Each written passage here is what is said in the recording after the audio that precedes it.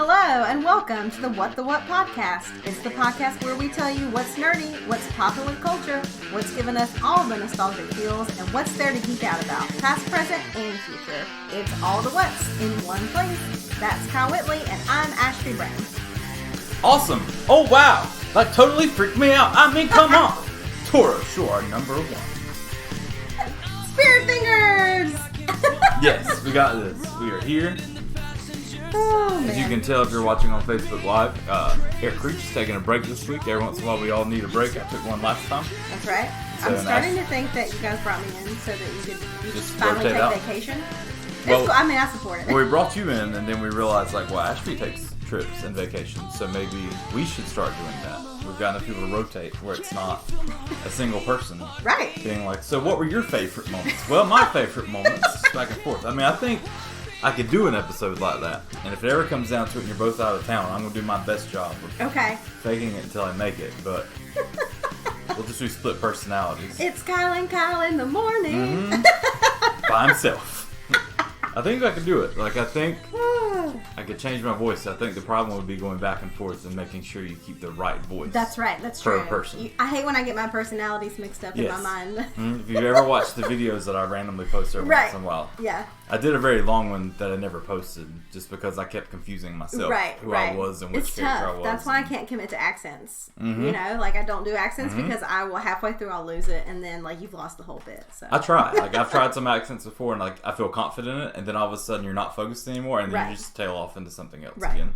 Yes. Or I randomly cut into accents. Because I think one of the ones I did post, I randomly was a southern man and then I was Scottish or something. A random just thing just pop in. It's I'm not culturally aware enough, I don't think, to use different accents. That's fair. I worked hard to try to not be super southern at some point in my life. Me too. Where I would focus on my words and I was if you're going to be in a band. Yes. It's I don't want to be a southern person, which now that I'm older, I'm there's nothing wrong with being in the farmland and being southern and having thick accents and stuff. That's fine. But I don't know. For me, I'd planned to move to Seattle. I was I'm going to move to Seattle whenever I graduate. Okay. Or at some point, I planned to live there. Mine was New York. See? I was going to move to New York. Yeah. I was a big grunge fan in the music world, and so I was still a decade behind. But I was going to be a journalist. Yeah. For the New York Post or something. Yeah. I didn't have an idea other than just playing music. I didn't really know how I was going to get there. Yeah. I was I'm just going to Seattle. I'm just going to move there. But I was never coming back to Johnston County. And here we are. Even when I moved to Cary, I was I'm still never going back.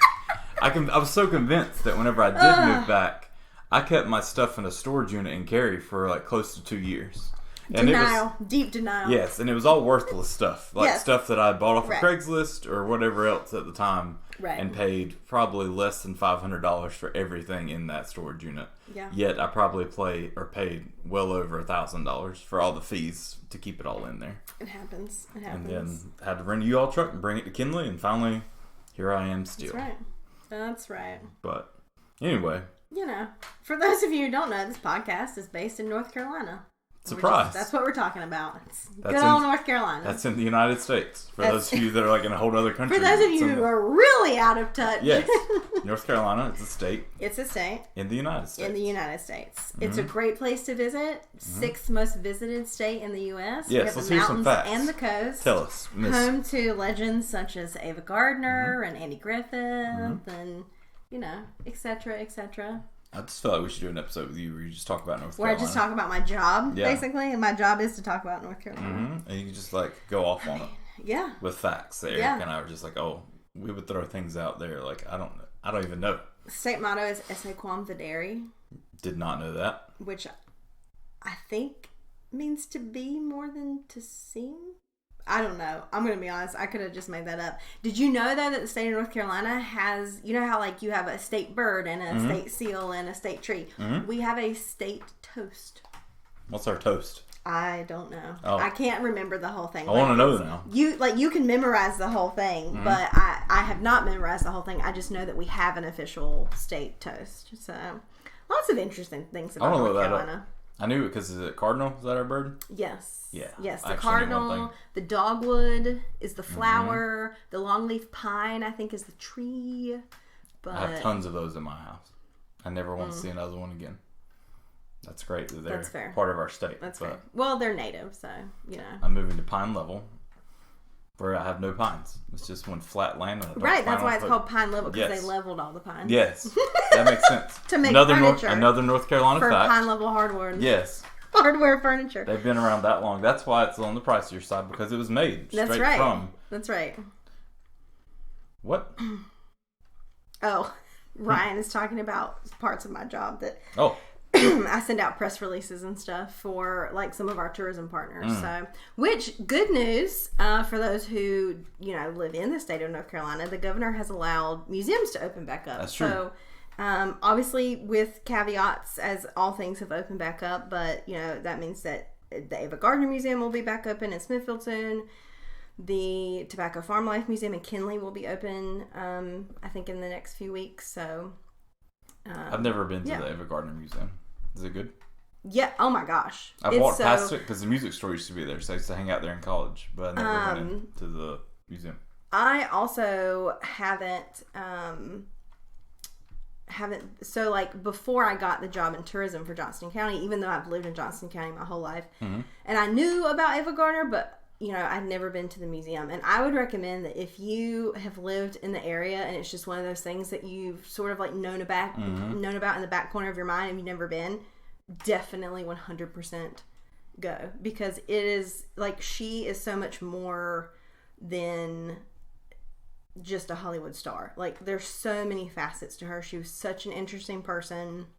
She's definitely a Johnston County native, in the best way, and there's just it's so interesting. And even if you're not a huge Ava Gardner fan, but you're a fan of that era of Hollywood, there's so many things there, from and about her peers. So letters between her and Grace Kelly, and things about her friendship with Gregory Peck and her marriage with Frank Sinatra, and her friendship with Lena Horne. I mean, just like really interesting things. We'll have to take a what field trip. Yeah. I mean, Ava Gardner is pop culture. So. And you could be our tour guide. Just walk us through. Yes. Maybe we can dress like the era. So me and Eric will get dressed up too. We could do that. And then we'll come to my job and I'll tell you about air filters and how they make air clean. There you go. Which has been nuts lately. So. Yes. And, a little teaser. It's not been announced yet, but very soon I will be sending out a press release on something that the Ava Gardner Museum is going to be doing very soon. So, you heard it here first, folks. That'll be exciting. Breaking news. Something's coming to the Ava Gardner Museum. Yeah. Something. We can't talk about it. We got to wait for the press release from Ashby. That's right. Well, I mean, yeah, it's tangentially related to the museum. It's more about Ava herself, but anyway. Amazing. Mystery, suspense. Now we got to find out. Eric missed out too. Eric's not going to know. That's right. He's not going to know. Eric's still going to edit the podcast, so he'll be finding out sometime this weekend that he'll be like, "What? Some mystery's coming," and he's like, "Why did you spend 10 minutes talking about your jobs and Ava Gardner and everything else?" Because we could. We want people who don't know us to get to know us through the podcast. We don't just want to be, faceless voices that talk about pop culture. We want to be real people. I try to do that at my job. Like, we sell air filters and I sit at a desk all day. But my office is very random, where I have a giant, wall of mugs behind me because I collect mugs. Right, I like it. I have a poster of Robin Williams in my office. I have Nightwing and Michelangelo posters in my office. Batman Ninja Turtles in there. I have action figures in my office. It's a very wild office. And then I always keep a Nerf gun, tucked away, because you never know when you're going to need it. Right. So every once in a while I have Nerf battle fights.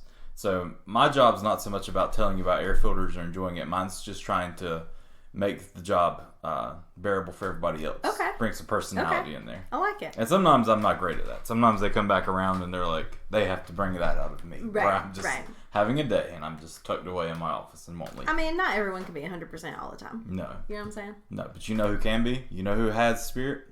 Cheerleaders. That's how we bring it back. Woo! What are we talking about this week? Okay, so thanks for joining us. Whether you're a part of this cheerocracy or maybe more of a cheer-tater, please subscribe to us on Apple Podcasts, Stitcher, Spotify, or wherever you get your podcast. And of course, rate and review us. 5 stars only. Please also follow us on Facebook, YouTube, and Instagram at What the What Media. All one word. And find us on Twitter at WTW_media. Please share with your friends if you enjoyed today's episode or any one of the 62, I believe, other What the What episodes that we have available in the archives. Last time on the podcast, we had a mostly positive discussion about Thor: The Dark World as we hit what was arguably a low note in our journey through the MCU. But fear not, because we're bringing the spirit levels back up in a big way this week. On today's episode, we're taking a deep dive into Bring It On, which celebrates its 20th anniversary this year, so let's all feel old together. That's true. Here's your spoiler warning for today's episode. We will be doing we will be going deep into Bring It On. Mm-hmm. If you haven't seen this movie, make sure to check it out first if you don't want to be spoiled. So typically Ashby jumps in and does a recap out of mind or either off some notes that she's really done a great job at.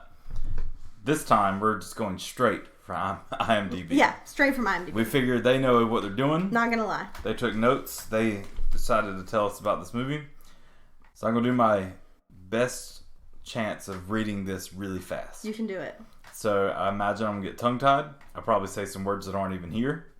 So don't check IMDb and see if I read it word for word, because you're probably wrong. But let's see if we can do this. 5, 4, 3, 2, 1. Torrance Shipman anxiously dreams about her first ever senior year. Her boyfriend Aaron has left for college, and her cheerleading squad, the Tours, is aiming for a 6th consecutive national title. Team captain Big Red is graduating, and Torrance is elected to take her place. Shortly after the election, however, a team member is injured and can no longer compete. Time out. Excuse me. Here we go. Torrance replaces her with Missy Patone, an ill-tempered tomboy gymnast who recently transferred to school with her twin brother Cliff. Torrance and Cliff develop a flirtatious relationship after watching the Tours practice. Missy realizes that the squad has been copying routines from a rival team that her previous high school competed against. She drives Torrance to Los Angeles, where they watch the East Compton Clovers perform routines that are virtually identical to their own team. ISIS. The Clovers... ISIS. ISIS. Yes. ISIS. Not the terrorist group. No. Like the flower. Time out. Here.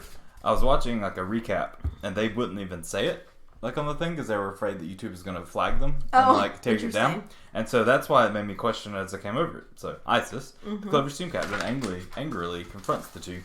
Torrance learns the Big Red regularly attended the Clovers practices and videotaped and stole their routines. ISIS informs Torrance of her plans to defeat the Tours at the regional and national championships, which the team has never attended due to the economic hardship. But Torrance tells the Tours about their routines. The team still votes for favor using the current routine to win. Torrance reluctantly agrees. As the Tours' next home game, Isis and her teammates show up and perform Tours' routine in front of the whole school, humiliating them. Mm-hmm. The Tours realize that they have no choice but to learn a different routine. In desperation, they employ a professional choreographer named Sparky Pilastri. Sure. I've heard it both ways. Which was suggested by Torrance's boyfriend Aaron. At the regionals, the team set to play before the Tours performs the exact routine they had been practicing. The Tours have no choice to perform the very same routine. After the debacle that ensues, Torrance speaks to the competition official and is told that the routine was given to several other teams in California. As the defending champions, the Tours are nevertheless granted their place in the finals, but Torrance is warned that a new routine will be expected. Torrance, crushed by her failure to lead the team successfully, considers quitting. Cliff encourages and supports her, intensifying their growing attraction. Aaron, however, suggests that she is not leadership material and recommends that she step down from the position. When Cliff sees Torrance and Aaron together, angrily severs his friendship with Torrance. Although distressed, Torrance's considered confidence is renewed by Cliff's encouragement, and she convinces her unhappy team to create an innovative and new routine instead. She breaks up with Aaron, realizing his infidelity and inability to be supportive, but Cliff still refuses to forgive her. Meanwhile, the Clovers are initially unable to compete at nationals due to financial problems. That prompts Torrance to get her dad's company to sponsor the Clovers, but Isis rejects the money and gets her team to nationals by appealing to a talk show host who grew up in the area. In the finals, the Toros take second place while the Clovers win. However, at the end of the movie, Torrance and Isis find some respect in each other, and Cliff and Torrance share a romantic kiss. Boom! That's it. Nice. Stuttered through it. Nice. Talked through it. But Thank honestly, you, IMDb. pretty good. That's pretty good, IMDb. I would say you did a pretty good job. You put some words in there that caught me up. But overall, good job. So whatever, we didn't even have a name for whoever works at IMDb to give you credit. But thanks. So this movie starts off with a cheer that's actually pretty fitting for this movie to kind of give you a heads up about things. But it tells you all about the cheering. It kind of goes a little overboard in the funny sense to kind of grab you at first. But by the end of it, Torrance realizes that she is naked, or becomes naked in this. Yes. Turns out it's Plot a dream. Twist. Yes. Yeah. It's a dream sequence, which made me think, have you ever had a dream like that? Not to say I had to be naked, but like a dream about work or school that seems so real that you were there. Yes. So I have 2 examples of this. Okay. I feel like everyone's had the like naked in front of the whole class dream, and that I feel like that's maybe like an anxiety dream. But I don't, if I've ever had that, I don't remember it. But I did have 2 dreams that were sort of very similar. So I used to, so one is like, have you ever had an anxious dream, and a recurring dream, and one is like, has it ever happened to you that like you were dreaming something that you thought was so real? So I used to have dreams in high school where I would be dreaming whatever, and then I would wake up and I would get ready for school, and I would go to school, and I would get to school and just think like something isn't right, and then my alarm would go off and I would wake up. And it happened multiple times, and it was the trippiest. It's so weird. It's so weird. And there's actually, it made me think of it recently because I've been like rewatching Teen Wolf. And there's an episode where Styles is having night terrors, and he thinks, like, he keeps waking up out of a dream into another dream, and he thinks he's awake, and then he's not, and he thinks he's awake, and then he's not, and it's terrifying. I'm sure. And there's a part where you think, okay, he's finally awake, and he gets to school and he starts telling Scott about these terrifying night terrors he's having, and Scott's like, well, what's, like, what is so terrifying? And he's like, I don't know if I'm awake. Like, I don't even know if I'm awake right now. Yeah. And I was like, it gave me shivers because I've had that experience. But the second thing was, I used to have a recurring dream as a kid that I would wake up and my entire room was filled with pieces of paper. And I knew that I had to sign every piece of paper before my parents woke up or I'd get in trouble. And so I would just start making my way through these stacks and stacks and stacks around my room, just signing, thinking like I was never going to get it done. I was going to get in so much trouble. And that was a recurring dream for me. And I think it just, like, it happened every time I felt anxious in my life. But I haven't had it in How years. often do you have to, like, sign papers now in your job? Not that often, thankfully. That's good. Like, I'd imagine you start having those dreams again. You just get shaky. I'm like, I gotta do it again. Christy Harkins or Wheeler joined in on Facebook, said she's never had that dream.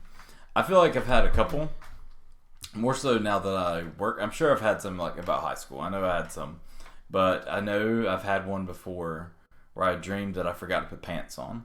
Okay. Like, I had my underwear on, not like my boxers or whatever, but like I didn't. I was already in the parking lot walking in when I noticed that I didn't have pants on. She said, Ashby, that paper dream, what does that even mean? I don't know. I was an anxious kid. I don't know what it means. That's why I was wondering if you like signed stuff now and see if it was all leading you to here. But no, I don't know. But I think in the dream though, I just owned it. Where I was like, I sit at a desk. Nobody's gonna know. Right, no one's gonna know. So I just went in and worked. It's fine. I know I've had other times where like I woke up and it was very real that I forgot to go to work. But I had something else I had to do. Okay. And I kept telling myself, I need to text Roy Jr. and let him know I can't make it or I'm running late. And then always like stuff will happen and like it'll be like 4 o'clock in the afternoon and be like, you never texted him. You're going to lose your job. And so like, it's horrible things. I've had other dreams that are just random. I think we could probably do an entire episode on just, like, what's your random dreams that you've had? Yeah. I know one time, it's not even a dream, but like I woke up, I was young. I still lived in my parents' house, but I feel like I was at least middle school age, maybe a little bit older. But I had a dream, like I was dreaming something that I fell and I broke my back or something, like where I couldn't move. And I woke up and I couldn't sit up anymore. Like, oh my God. I tried my best. I was like forcing myself trying to sit up and it would not bend. And I you know was what's crazy about that is Christy just said, y'all, I would dream I was running across the road from a car and I would run and my legs I would run my legs down to nubs and then wake up. Let's see. And as a child, I had a recurring dream that a bulldog smoking a cigar lived under my bed. Don't know what that means, though. I just feel like dreams are so crazy. I know there's a book we should like look up and just like, what does these mean? Yeah, because it's pretty, like in the movie, it's supposed to be her being anxious about getting selected to be cheer captain. Yes. And I feel like dreams sometimes do like sort of play out anxieties we have as kids, but like it's crazy. Belinda Davis said, I always dream I have to go back to work at McDonald's. Belinda's my neighbor. She actually grew up with Ricky. They worked at McDonald's together. So I have dreams about stuff that I like, sometimes that I dread having to do again, like work in the restaurant industry. So I feel you there, Belinda. Yeah. But also like when I was coming out of grad school, so like school was 100% going to be over for me. I was going to be in the real adult world. And it was very, like, I wasn't openly nervous or anxious about it because, like, I had a career. I was moving back to Asheville. Like, I had a plan. But that first year of having a job and, like, being out of school, not being a full-time student anymore, I had a lot of really vivid dreams about playing high school varsity soccer again. And, like, being on the field with those girls like Christy and just... it was so real, and it was like my brain was replaying games that we had won, like the time that we won against, I think it was North Lenoir, and we were definitely the underdogs in that game. And so like it's so weird how your brain just does stuff like that without your permission. It was very I've done the same with shows and stuff where it's like I was playing with friends that I haven't seen in like years at this point, but I was playing shows with them, and it's so weird because you wake up full of that emotion still. Right. Where you're like, man, I want to do this again. And it's like, nah, probably not. No, it's not a good idea. Like, it probably wouldn't work at this point. But, like, still. Back to the one that... Yes, Christy, you were yelling. She was always yelling at me. I was terrified of her. I can see that. Oh, my gosh. If I didn't do something on the field correctly, she would just get so angry at me. Usually your dad was there yelling. Also that, yes. I was about to say, I remember your dad yelling at sport. And he did not just, he was the parent that didn't stop at just his own child. No. He would yell at every person on the field. He yelled at me a couple of times. The one year that we had, like, guys and girls play soccer together. Yeah, middle school. I'd only played soccer one time ever before, and I was younger. And I remember I was playing because I was trying to get in shape for basketball, and Coach Bone coached both. And so your dad was like yelling, and I'm like, I have no clue what I'm doing. Please stop yelling at me. I'm just trying to kick a ball. I'm just here to get in shape. Yes.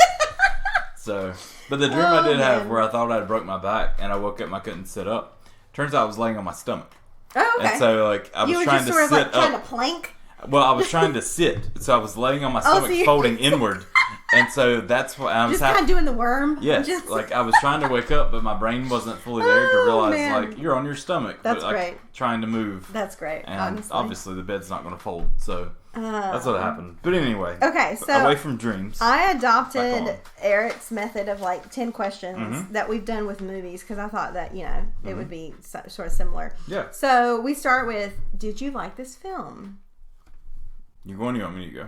You can go first. I did. Now going back and seeing stuff again, like there's definitely some things that don't hold up. Right.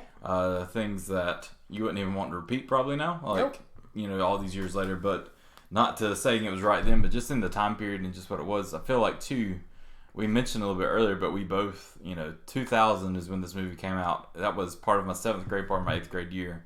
So for me, I just was becoming a teenager. I just was starting to watch movies that weren't kids' movies all the time. Right. Like I still watched whatever, but a lot of movies like this were coming out. A lot of the teenage like comedy type movies were coming out. And so for me, that was a just direct hit for me to watch all of these style of movies. And so I remember this one the same way. Like I never was a cheerleader, but I remember watching this and it making me appreciate cheerleading more than what I had done before. How about you?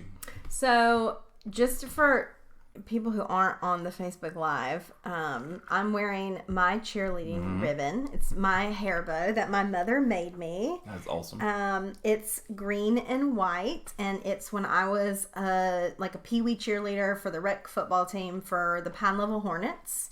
And I did that like early days, elementary school basically.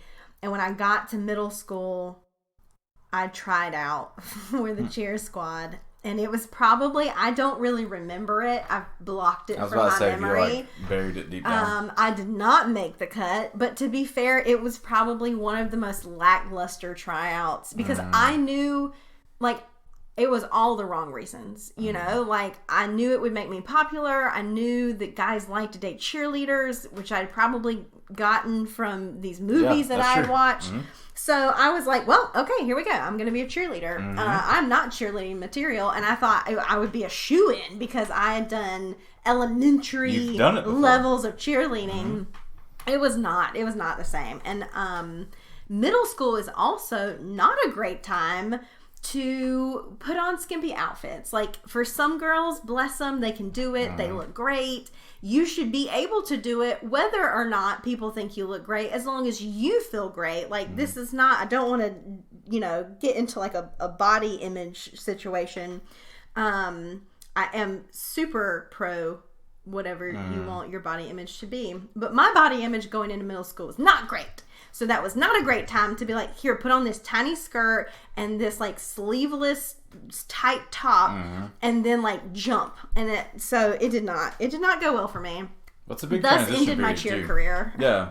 Like 6th grade, it's fun to go back and look at yearbooks because there's a giant difference between 6th grade and 7th grade for most people. Yes. Where you don't look the same at all. There's like a barely small resemblance, but it's where you transfer, you know, from this, for me, this little round fat ball of a kid to actually having a chin line in the 7th grade. Right, because you start, your body starts growing quickly, and so you literally start stretching out. So yeah, it was interesting. But anyway, I did like this movie, and I'm gonna go ahead and say this at the top. I feel like you can almost be forgiven for watching this movie in 2000. And thinking, well, it's just a cheerleading movie. And I was probably one of those people. I don't remember watching this for the first time. I know I saw it, but I can't tell you when I saw it. I know I've seen it multiple times, but I cannot remember. It's like my first time taking in Bring It On. But I'm sure I was like, oh, it's this teen cheer movie. But I feel like if you're watching this movie in 2020 and you still think it's just a dumb cheerleading movie, then you're not paying attention. That's true. At all. And I know we'll get into specifics later, but I really actually enjoyed rewatching it more than I expected. So anyway, that was my take on it. I'll be honest. I was going to say this before we started, and I said, well, I'll save it until we get going. Our landlord's coming tomorrow with a realtor to look at the house, like, because once we move out, they're going to sell it. Well, we haven't even started the process of getting our house, and honestly, we kind of put off some things. So every night this week has been a crazy clean and fix things and do all sorts of stuff before they arrive tomorrow. And my plan was last night was to go to bed at a decent time and wake up at like 3 or 4 in the morning today and watch Bring It On. And I actually, like, yesterday as I planned this out, I was super excited. Right. I was like, I'm going like get a shower and be ready for work. But then I'm just going to sit. And Cup it's like, of coffee. I'm going to have my coffee. Bring it on. It's like, we have eggs. I was like, man, we don't have like any sausage or bacon. I was like, but it'll be okay. Right. I get home and Eric has like bought some bread for like sandwiches or whatever for dinner. It's like, now I can have like cheese toast in the morning too. Great. I was super excited. Perfect. And the closer to like 11, I knew that I was pretty much done. And I knew it was going to be really hard to wake up the next morning. So what I did was I was like, I'm going to watch it tonight. Okay. And I ended up instead scouring YouTube and watching a billion different scenes and clips and reviews and things to kind of freshen me more than starting a movie and renting it and knowing I wouldn't make it through it. Because I even thought the same way. Like, if I wake up early, I'm probably going to like slowly get through the house. It's not going to be some cheerful me dancing down the hall getting breakfast ready. Right. And I'm going to miss half of it one way or the other. So that's fair. I didn't fully rewatch it, but I will say I know at least within the last year or two I've watched it again. Because it's something as it comes on TV or if it's just one of those movies. Same way I talked about earlier, there's a big kick from a lot of those 90s/2000 movies that come out, like teenage movies, that Netflix every once in a while would like come back around with a full wave of them and they're all there. Right. So I'd end up just watching all of them for a nostalgic type feel, and so I know Bring It On was one of them. But either way, I feel like I remember it well enough to comment on it. Right. So then the second question would be, how does this movie compare to other like teen sports movies of the time? I wasn't even sure what to compare it to. I feel like it just sort of stands alone, and that's not like a comment on like that it's class, like a class, you know, like a class to itself or something. Like, it's not about quality. I just feel like there wasn't, other than maybe Love and Basketball, like the 2000s we had Remember the Titans, The Replacements, and then in 2001 we had Save the Last Dance, which also ended up being kind of a pop culture phenomenon. But like, I just don't think anything like Bring It On was happening at the turn of the century, which makes me sound so old, but it was the turn of the century. But it's one of those things, because I automatically go back to the sports movies of the 90s, but a lot of those are more so a younger age. They're like, maybe they get there like Mighty Ducks by like the third one, you know, or that age, but it's not a similar type of movie. With the soccer kids, the Big Green or something. And the same way, they're... Right, it's just not the same. It's not the same. Like, they don't really take in real world issues into it. Right. Not to say this is a very... Right. Like, it's still a comedy movie. Right. Like, you know, in essence. But they do conquer and talk about some big things. They do. I mean, surprisingly. I mean, they're pretty... I mean, that's why I feel like if you're watching it in 2020, like, it's unescapable. Like, they don't hide it. I mean, they're dealing with some big issues. Well, I even think, too, like, back to that age. Because it was middle school... As kids, you know, if you were dating somebody or even if you weren't dating somebody, like, your weekend plans were either going to interstate and skating or going to the Howe Theater and going to movies. Right. For the most part. That was it. And so that's why I feel like maybe I even saw this in theater. I couldn't tell you. Right. But I know, like, at that age and in that time period, I really didn't come out, like, even seeing it, I probably didn't notice some of the in-depth things. And honestly, the world we lived in then was very different. Not saying that's right or wrong or whatever, but it was just very different in the society we lived in. Things that are said back then is more things that honestly I probably would have said, like, in middle school. Oh, like, yeah, definitely. But watching it now, it's like, no, couldn't do that. But at the same time, it doesn't take away from how good the movie is conquering those other things and taking on some serious topics in it. Yeah, and that's the one place I thought maybe it was a little different as far as comparison, because if you think about the other sports movies at the time, they were dealing with some of those issues, but they were dealing with them as a period piece. Like, Remember the Titans is a period piece. This was the only, like, modern sports movie that was tackling those issues really, that makes of sense. its time. Because I was singing Remember the Titans out of all the other ones, especially once you mentioned them. I was like, well, they do talk about a lot of things, but you're right. It's not the same time period. Right, yeah. So what are some of your favorite scenes? I love just the character Missy. I just love her in general. Yes. Especially at that point, I was skateboarding, getting into playing music and everything else. So I was the little angstier type of kid. And so anyway, I was just attracted to people like that. So as she came on the screen, I'm like, yes, this is why I'm here. Right. Like, you're the type of person that I want to cheer for. And so, I don't know, I love her tryout. So that's one of the main things when you first kind of see her, get to know more about her, shows off a lot of the just different character traits between the rest of the cheer squad and talks about them and then her in a different, but then to show off her, like, skills as well. She's not somebody who just came in to some angry lady that's like, I'm going to be on the cheerleading team. She's like, actually, I don't really care to be here, but this is, like, the only option I've got. And so to show off the skill, because honestly, thinking about it, we didn't really see much of that type of stuff up until this point in the movie. Right. Because so far, it's just been your basic cheer stuff. We haven't seen anything big like this anyway. I don't feel like, not, you know, at least showing off a lot of skill like that. So it even confuses me though, because they're like, dude, this, like, all these, starts listing all these gymnast moves.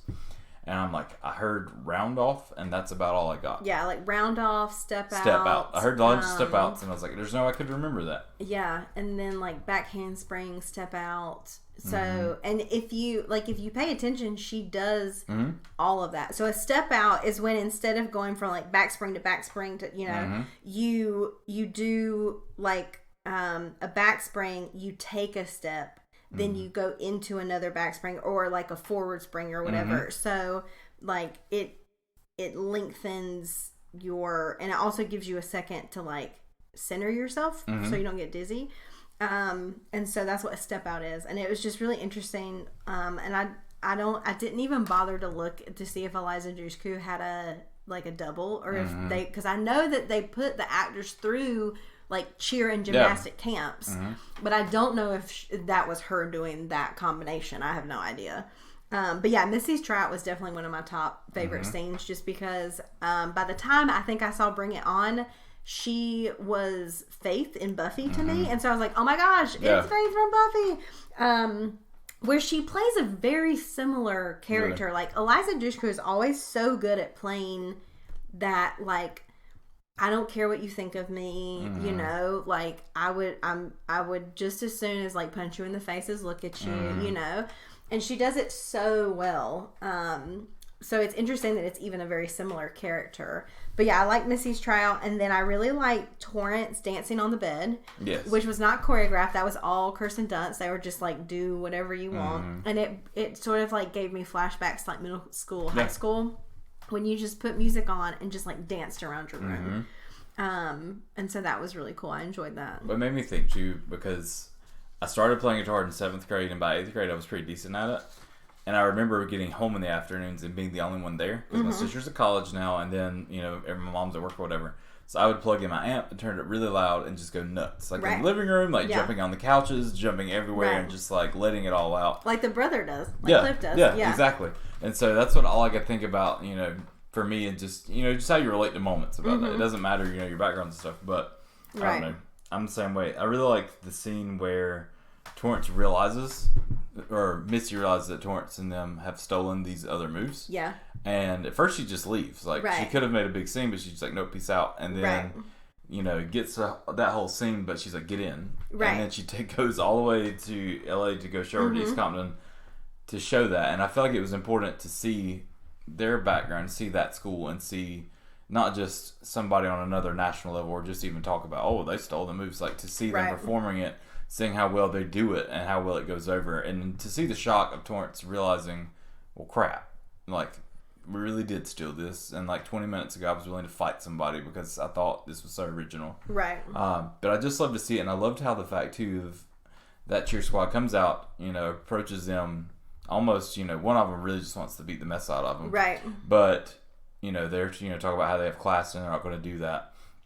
But I also love to see, too, because Kirsten Dunst just looks so uncomfortable in that situation. Yes. And I know that's probably how I would be. Like, I'd be stepping all over my words trying to be like... Right. And even watching, I was like, explain yourself. Right. Let her know that that's not you. You didn't do this. This isn't like... And she just kind of sits there and takes the whole thing. Right. And then, you know, briefly speaks up about, you know, I didn't know. Right, I didn't know. But to go from that moment and just... I don't know, it just shows a lot about all the characters and their, you know... There's some people that would have still fought it and done whatever in that moment. But I just really loved how you see a lot of the characters anyway in that moment. To see how they're going to grow, to see their personalities, to see, you know, the class of the one people, or, you know, the one cheer squad that has come up, you know, that even though they have all the right in the world to be mad, instead they're going to be bigger than that. Right. They're going to come out and they're going to beat you just straight up instead of just beating you in the concrete. Right. So that was my other one. Do you have any other ones? I had like a blank C where like I started to write another one and then I just didn't. I don't have any other ones. I had more quotes than I did. Like I had a few favorite quotes. Let's start that off. Go ahead. What you got for quotes? So, my favorite, obviously, again, for my favorite scene of Missy's tryout, where she's like, you know, do a cheer. And so she's like, repeat after me. And she does the cheer. And then Missy goes, I transferred from Los Angeles. Your school has no gymnastics team. This is a last resort. Yes.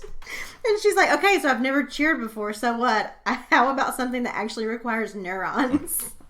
That was literally my first quote. Yes. So that was like my favorite thing. Once again, it's just my favorite character out of it. I love too how Torrance later comes up and says, Missy's the poo, so take a big whiff. Yeah. Like they want her to go with, is it Whitney's little sister? Whitney's little sister. Yeah. And so she's the only one that wants her on the team, but like she knows that despite her attitude, like she's good. You know, like she is a gymnast, and cheerleaders are gymnasts. Watching Whitney's sister try out, right? There's some more than just that's her sister. Like the girl, if she had some personality, but like. Yes. Physicality, she was amazing. Like the things that she did just in those moments, she's like, okay, you probably are a real cheerleader or gymnast somewhere in real life. Correct. But you just downplayed your personality for this role. Yeah. But, I don't know. So I could see them really wanting her to be there, but yes. Yeah, then some of the like coming out of the 90s language, that was like, oh, that used to be a thing. That was funny. Missy's the poo, so take a whiff. I think about that now because that's another way of generational, like, realizing how older you're getting. Mm-hmm. When kids start using language and you're like, that's not cool. Like, right. Shut up. I don't even just understand. talking English. Like, and it's like, man, I'm turning into my dad. For real.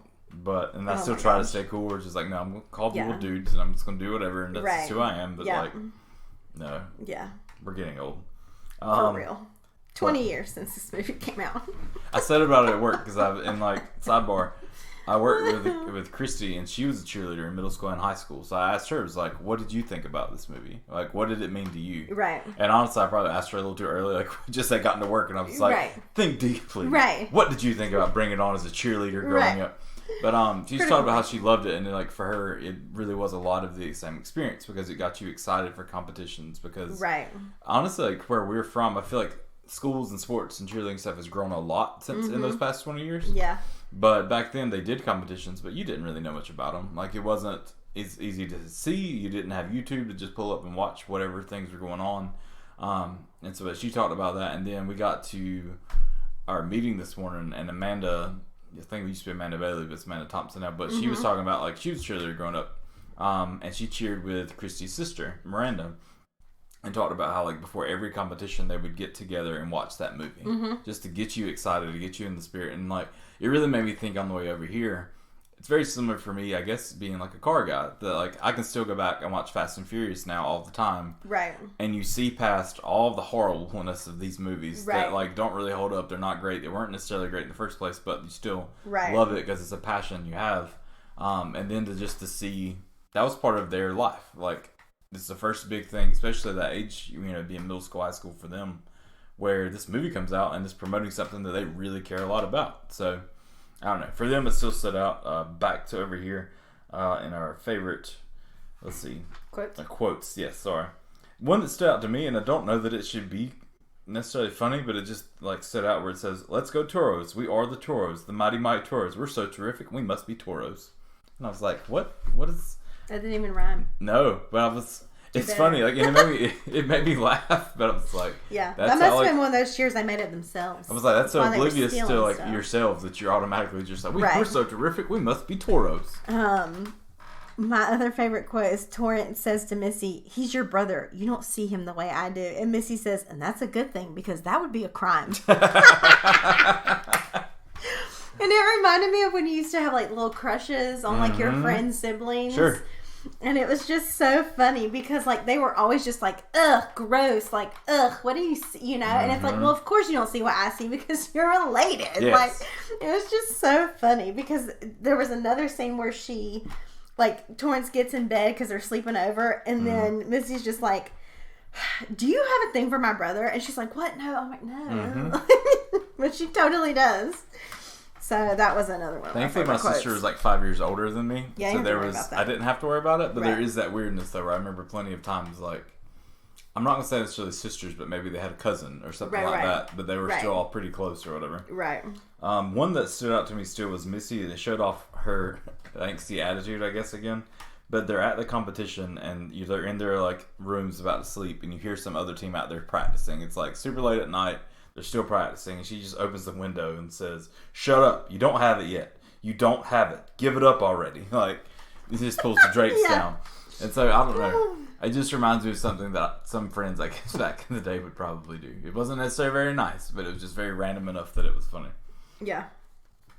I guess the classic too that honestly, the more I thought about, the more you would remember from school was, these aren't spirit fingers.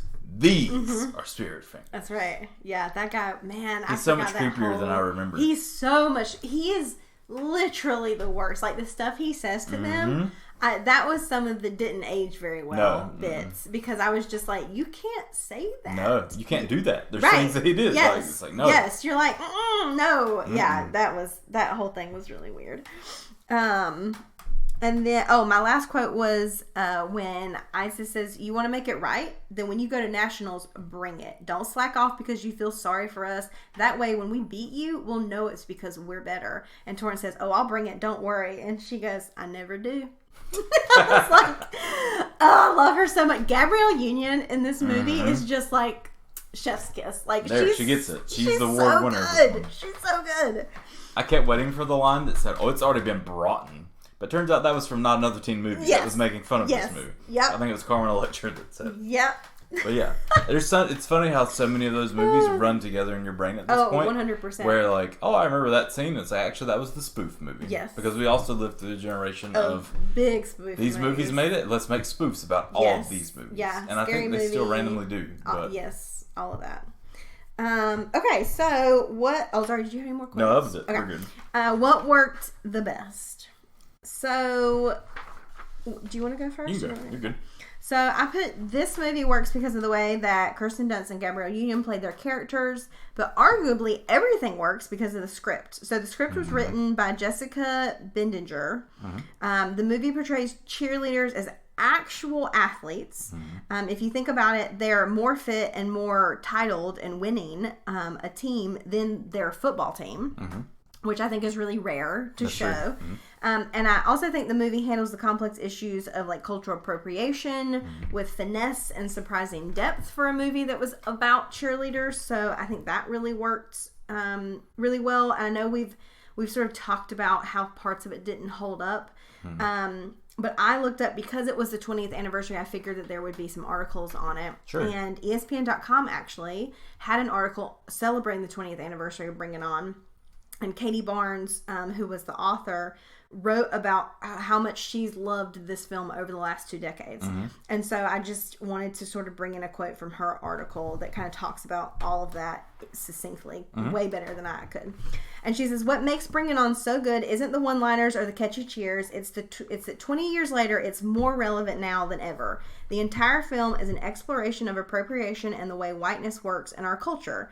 It tackles race, gender, and sexuality in stunning ways. And somehow, within 98 minutes, queer politics gets addressed too. It's a breakneck cultural mirror. It's a messy film, and not all of it aged well. There are fat jokes, the use of the R word, blurred consent issues, slut-shaming jokes, and a particularly egregious ableist joke about a cheerleading injury, among other faults in the PG-13 film. Still, it is a film that I love both for its messiness and for what it strives to be underneath misguided and dated locker room quips. It's both an artifact and a crystal ball. And so I thought that was really interesting, because I was also watching some stuff on YouTube where a guy was reviewing the film 20 years later, and he missed all of that. I mean, his thing was negative. So he was like, this movie's terrible. It has terrible jokes. It's awful. The things they say are awful. It doesn't hold up well. You know, they played a lot of things for comedy that we know aren't funny. And he wasn't wrong, but he was writing off the entire film and forgetting what it got right and what it says correctly. And even 20 years later, what a lot of people are still saying are relevant arguments. And so I just really loved her sort of succinct summary of it, because I feel like sometimes we do go back and we look at movies that we really loved, and there are moments where we're like, you know, like we wince. But I think it's important to understand that, like, you know, there are movies that their purpose, I think, moving forward is to make us uncomfortable and remind us of things we got wrong and things we got right, and things that maybe we're still trying to be better at.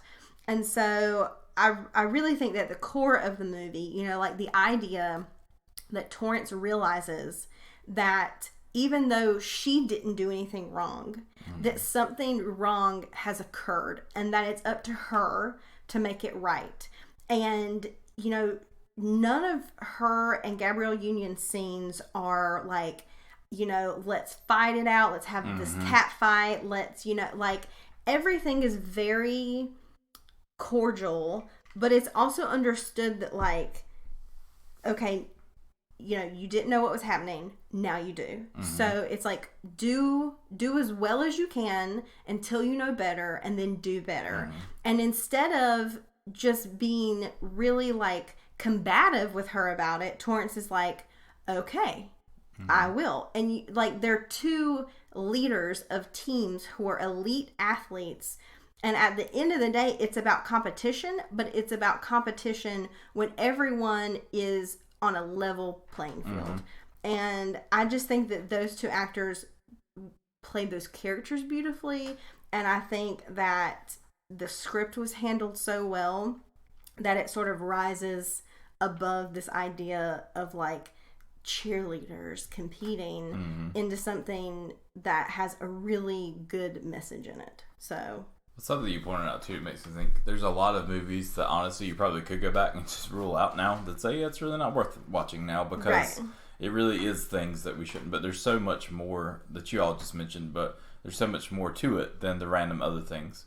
And you said something about it and made me think too, like it's good to go back and see these things because now seeing it 20 years later and realizing, well, crap, I probably said some of that stuff. Right. The same way that's like these quick little funny jokes and one-liners that you realize in the movie, it's like, ugh, it makes you really uncomfortable. Like, you can't say that. Yeah. I probably did. Like, well, I know I did, like, on some of that stuff because, and I'm not making an excuse for it, but the same way you said, like, I know better now. Right. And so it does make you look back at it and say, well, crap, like, I did say that. And I'm glad that I don't, act that way anymore, think that way anymore.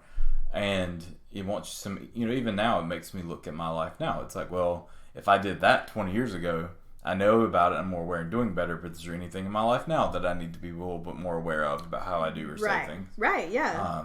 And I think, that comes with growing. It does. But at the same time, there's still plenty of adults that talk and act and say horrible things that shouldn't be said. So, I don't know. Not to get on the soapbox, but to jump back over, something I really liked about this movie, especially if you take it, back from a full glance and see that it is a sports movie, I love that the Clovers win the championship. Yes. Because in most instances, in most sports movies, the Toros are your main characters technically, like from the movies based on their perspective a lot of the time. So in a lot of typical movies, they would have learned that they did wrong, worked really hard to come up with their own original thing, gain the respect of the people that they stole from originally, and win on their own because of that. Correct. Even halfway through the movie, because I hadn't seen it so long, my mind was, oh yeah, I forget they win the championship. Right. But then it's like, no, they don't. The Clovers actually win the championship. And it's like, I think it's very important because it shows these girls and guys have had the talent all along, but they just have never been able to, because of their economic situation and everything else, like they've never been allowed or never been able to get to this stage where it's a national competition on ESPN and everything else. So to see them finally get there, and it's not that they relied, they continually worked hard, and it just showed how good that they were. Right. I don't know, just in a sports movie, most of the time, there's a few that the major, like, the big team doesn't win. Well, and that's another thing that I feel like the movie got right, is, like, another quote that I was going to save to the end, because it kind of like, who won the movie? And it's like, well, duh, the Clovers won the movie. At the end, Cliff says, so, second place, how does it feel? And Torrance says, it feels like first. Yeah. And so, the other really strong message, I think, of this movie, especially for, like, young, impressionable athletes, is winning is not everything. Sometimes, when you know that you've given it your best, and that you've competed against other people who are at their best, again, like when the playing field is equal, when both teams were allowed to participate in nationals, they both were there, they got financial help to be there, and they both came with their own original routines, and they were both at their best, well, then you can lose knowing that you competed fairly at the highest level. And so coming in second place, but knowing that you didn't cheat to get the first, feels better than first if you cheated to be there. So I really, really love that the Clovers were the ones that won in the end. I don't know. Like I said, that was just my big thing was, I don't know, just remembering that last night as I was watching all these clips and just getting really excited and be like, well, finally somebody did it right. Right. You back and watch Mighty Ducks or anything else. And don't get me wrong, like I love Mighty Ducks, but every time it's like, they're going to be the underdogs, but here they come back and then they win the whole thing. Right. I don't know. Did you have any other ones? No. Cool. No. The next one's nitpicks, which I feel like we've pretty much covered. I had one. Okay, what's your one? And it's not really like a major thing, but like, where in the world was their coach? Or coaches. Right, even like a faculty advisor. Yes. Like, where was a teacher that was supposed to be the head of the... Right, yeah. Because I think, and I mean, maybe it's different other places, maybe but any California, school, like, every it's school enough we've to been have a student captain. There's been, you had captains or lead cheerleaders. Right, but you had adult supervision. Yes. And the same way, like, because I put it two ways in my thinking about when I thought about it earlier is, the coach would have shut it down from the beginning, knowing like, okay, you're stealing cheers, this is over. Right. But how much different of a movie? Not much different, but just another angle is, what if the coach was the one stealing these things? Because then it's an adult. Like, how do you go against and how do you that? go? Like, that is. So it doesn't change the movie for the worse at that point. It's just another obstacle they have to tackle in the midst of that. Right.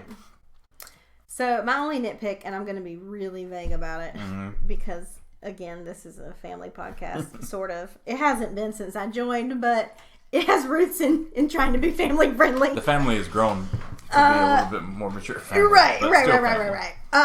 So there is a running bit in this movie that I totally forgot about. That we briefly mentioned already when I talked about like how the movie maybe doesn't deal so well with issues of like consent in romantic liaisons. And so I totally forgot about that bit, and it made me so uncomfortable. It was like the rest of it I could kind of be like, we've gotten better. Yeah. We, like I understand why this like played for comedy at the time, and I get that this movie is a product of its time to a certain extent, but I was just like, this would not be okay now. It's not funny. Like, it was there, and any adult who watches this movie is going to know exactly what I'm talking about without me having to talk about it. But I just was like, I can't believe they got away with that. Like, it was just egregious. So, anywho, that was my one nitpick where I was like, ooh. Anyway. Well, it's funny. Like, it's not funny, but they take, we talked about the spoof movies. That's the type of things they take and then exploit it beyond imagine in the spoof movies. Right, yes. It's like overly sexualized, everything. Like, they take what was already wrong to begin with and then just overly sexualize it. Correct. In the spoof ones. Correct. That's the only thing I wrote. The same thing was just like, there's a lot of stuff, things that don't hold up. Either just terms that are said or words or just things that are said in general, the sexual harassment, the random things that happen that, like, back then it was just like, oh, haha. Like, no, it's not right now. But either way, like I say, overall, the movie's much better than those few moments. So, did you have any questions about this movie, number 6, that may have been left unanswered? Not particularly. I don't think it was necessarily a question I left with. My thought was just, where did they go from here? Right. Like, right. Yeah. There's been a billion sequels or other Bring It On not movies. A single one has had an original cast member. No, but there's been like a billion direct to video sequels to this. I saw one was like even like 2017, like to realize it was only a couple years ago, like that was the most recent. No, but shut it down. Like, it's one of those things that are going back now, even with Mighty Ducks, where like one of the TV, I don't remember if it's Disney or whoever, but has picked it up, where they're making a Mighty Ducks like TV series now, and you imagine it's going to be more of a teen drama type movie, like series. And so I think it could be good, but the same way it's, do these girls go off and end up cheering at the same college together? If they're both South of California, do they take the captains from, the two winningest teams in the Nationals or whatever, first and second, and all of a sudden they're on the now, So I don't know. It's just thoughts where your brain can just wander. Like, where do they end up? And does, Missy go on? Does she become like, I really like being a cheerleader now? Or does she's like, okay, that was fun. Now back to like Olympic gymnast now. Right, like, exactly. And just continues on in her thing.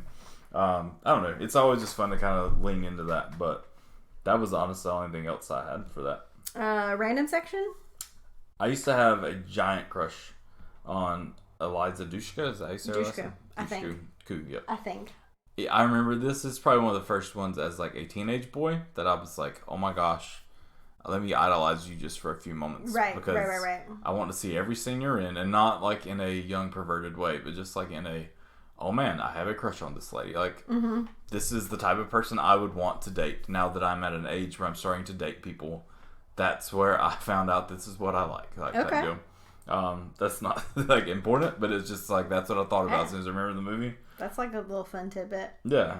Do you have anything? Mine was, I mentioned it to you earlier, I laughed hysterically. Her little brother, Torrance's little brother, is like this fun kind of like random character that appears every once in a while just to get on her nerves. And I have a younger brother, and so like I was feeling the aggravation. I was the younger brother. My God, I just was like, oh, that little jerk.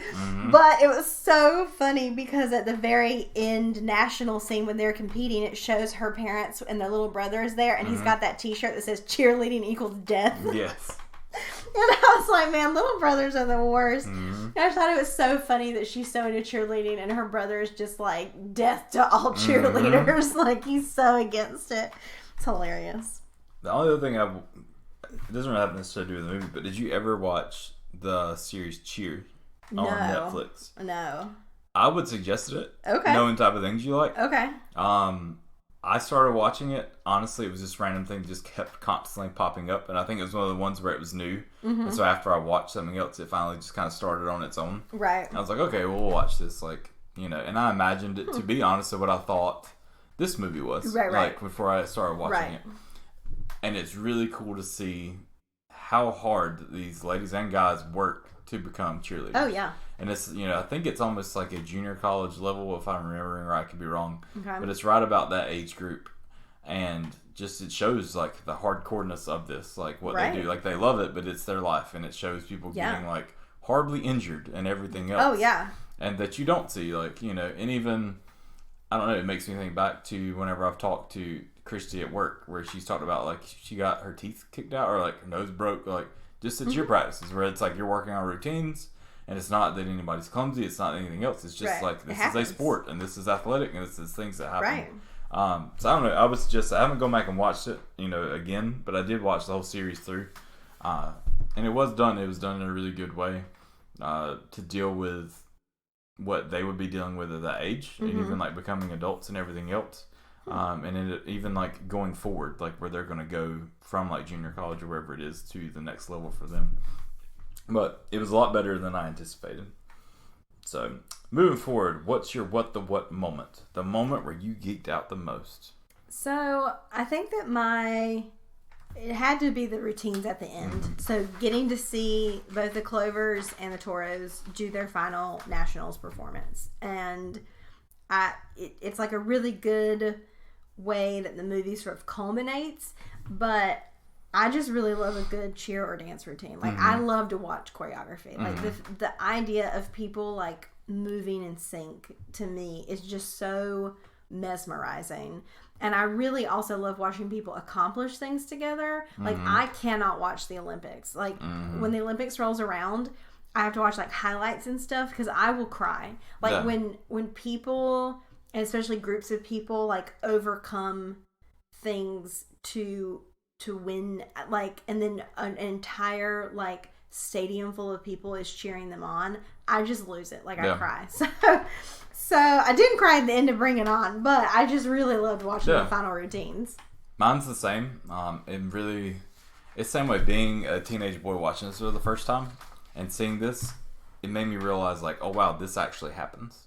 Because even in high school, like, I didn't see that. Like, I would hear about the cheerleading team going off to cheer competitions, but you didn't see that. Often you just saw them cheering at games or at basketball or football or whatever else, or doing pep rallies.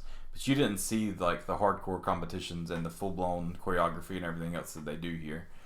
So that was eye-opening for me. And honestly, I love seeing that. I'm the same way, where it really reminded me of, like, Pitch Perfect. Now seeing it now and being like, this is where they've worked hard and they've come up with their own thing and they really put it together, and, like, their hard work has paid off for them.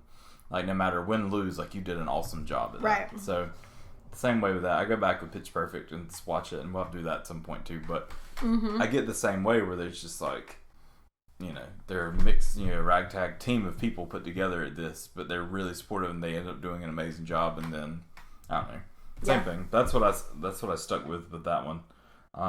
Who won the movie? I think you kind of jumped to that earlier. I'm torn with it because I totally agree, but the only thing I said different was I think both teams won.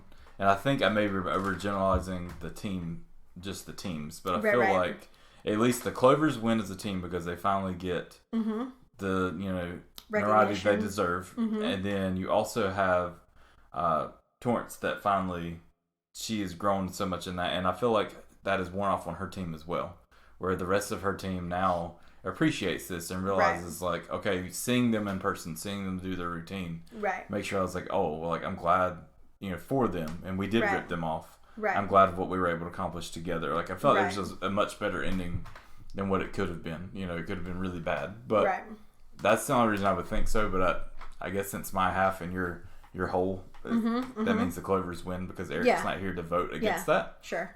So we'll just say you win this time. Correct. So I get a half point and you get a point. Okay. I think Eric finally got one last time. He did. Whatever. He did. We all tied last time. Mm-hmm. So I don't know. I think that means you're ahead.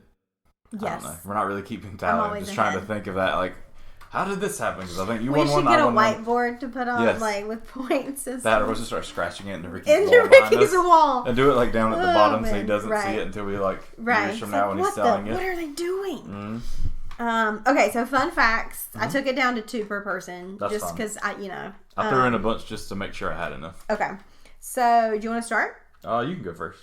Okay, so Gabrielle Union was almost not in the movie. I wanted this to be my fun fact because I talked about how amazing she was.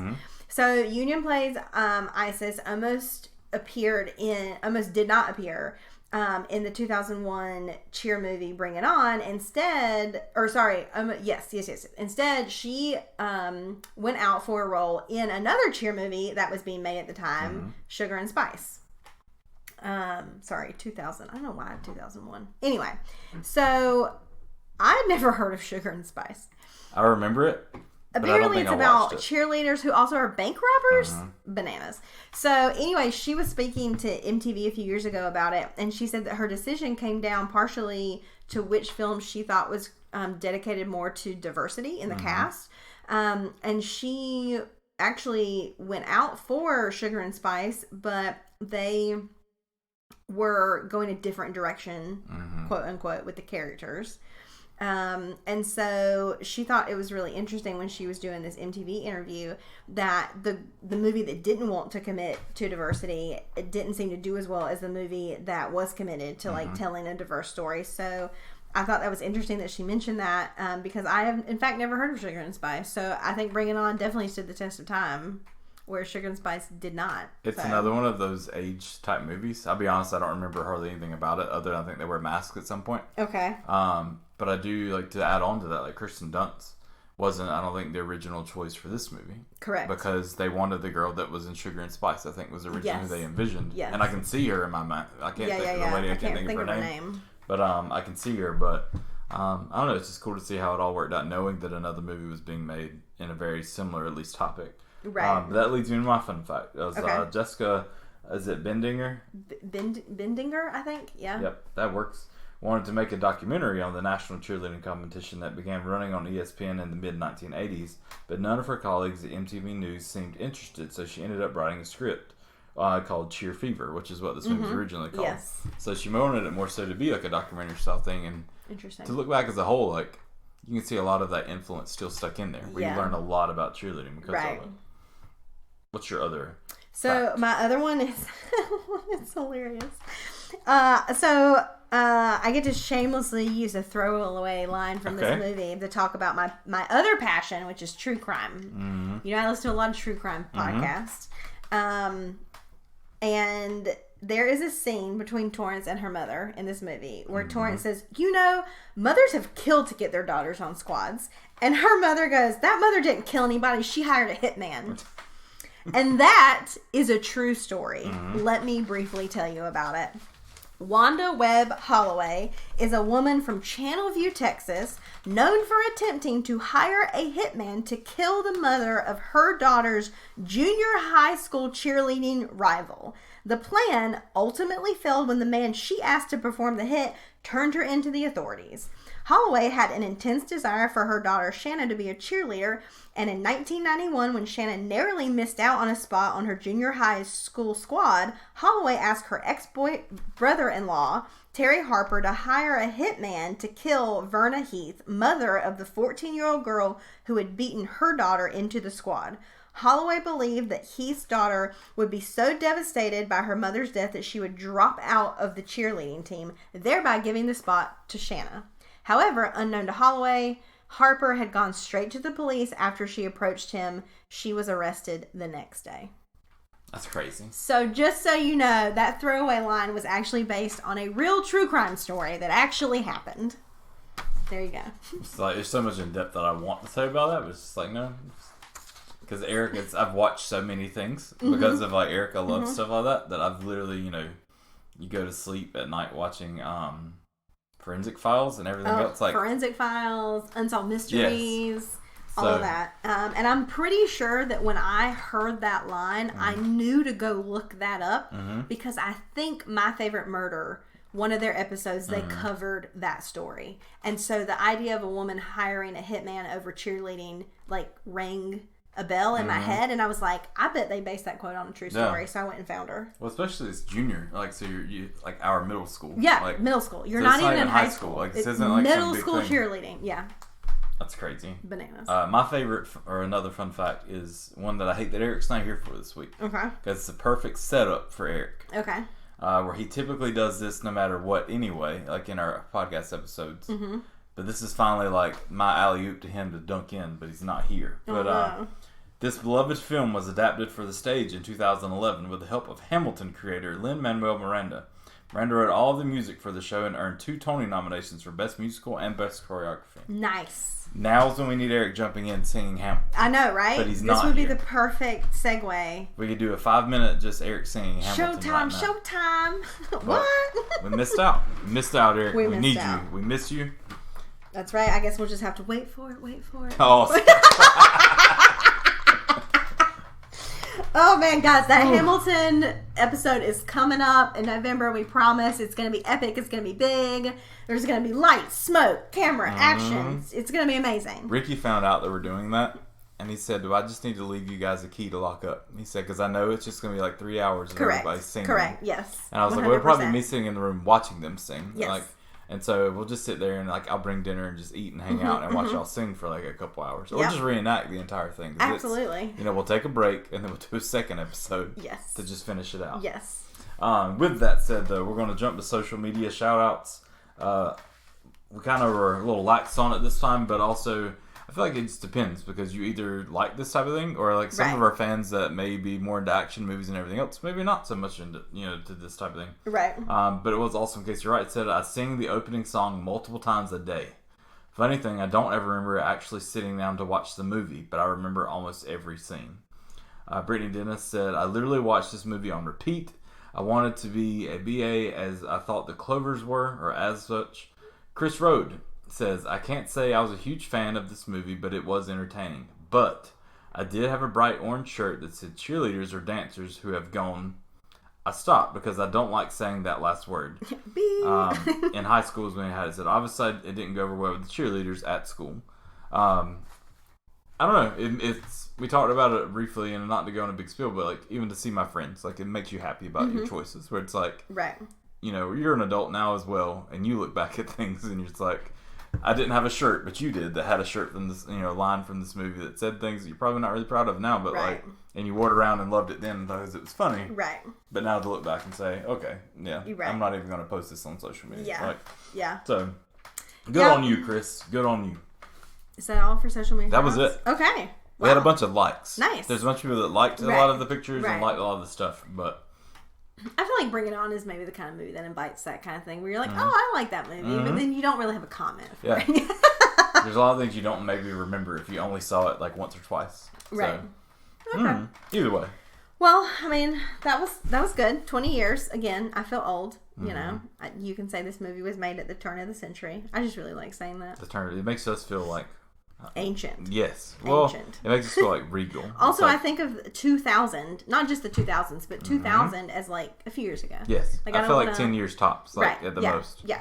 I don't want to think about it being. Well, the fact that I graduated 15 years ago now, like, it's really weird, and I don't enjoy that. I don't like that. Hated that. Anyway, okay, a big thank you to Ricky Lyles for his contributions to today's episode. We hope you enjoyed this discussion as much as we did, and that you're as pumped for the rest of this journey into pop culture as we are. Next week, we're switching it up a little bit. We are going to tackle top mixtape songs. I'm excited for this. Yeah, this is going to be great. I feel like I'm a big music person. We're all big music people. Music means a lot to me. It has through my life. And not to tie it back again to Bring It On, but I know you and I discussed there's a scene in this movie where Torrance is given a mixtape or a tape of him actually performing a song for her, but it's a cassette tape. Yes. For anyone under the age of like 2015 who doesn't know what a cassette tape is, it was what we had between 8 tracks and CDs. So I feel like we are sort of the perfect age for that idea of like burning a CD with all your favorite songs on it for a friend or a significant other or someone that you care about. And mixtapes have been around for a long time in many different forms. And so I'm really excited because I feel like this really opens up the floor for our listeners on social media and for us to just really go nuts about what our favorite songs are and what music has meant to us through the years and what ways we've shared it with other people. So is that something we need to establish though? Like, who is this mixtape for? Oh, okay. Maybe we should, because that would change the songs you put on it. Why don't we open that up to social? Okay. So, you know, if we're gonna have parameters for the episode, so let's say you're making a mixtape for XYZ.